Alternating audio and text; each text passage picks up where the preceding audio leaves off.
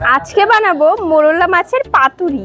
সাথে যদি থাকে মোরলা মাছের পাতুরি, পেট ভরে খাবে বাঙালি। প্রথমে মাছটাকে কেটে বেছে ভালো করে ধুয়ে নেব। তারপর লঙ্কাটাকে কুচি কুচি করে কেটে নেব।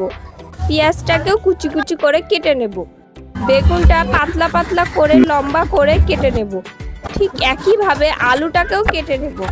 মাছগুলোকে ম্যারিনেট করার জন্য লবণ, হলুদ, পেঁয়াজ কুচি, লঙ্কা কুচি, আদা জিরা বাটা, সাদা সর্ষে কালো সর্ষে বাটা, লম্বা লম্বা করে কেটে রাখা আলু, বেগুন, সর্ষের তেল দিয়ে ভালো করে ম্যারিনেট করে নেব। রেখে দেবো 15 মিনিট। তারপরে কড়াইয়ে কয়েকটি কুমড়ো পাতা দিয়ে তার ওপরে ম্যারিনেট করা মাছগুলো দিয়ে তার ওপরে আরো কয়েকটি কুমড়ো পাতা দিয়ে ঢাকনা দিয়ে রান্না করে নেব 20 মিনিট। তারপরে গরম গরম ভাতের সাথে পরিবেশন করব। ভিডিওটি যদি ভালো লাগে লাইক, কমেন্ট, সাবস্ক্রাইব করে পাশে থাকবেন।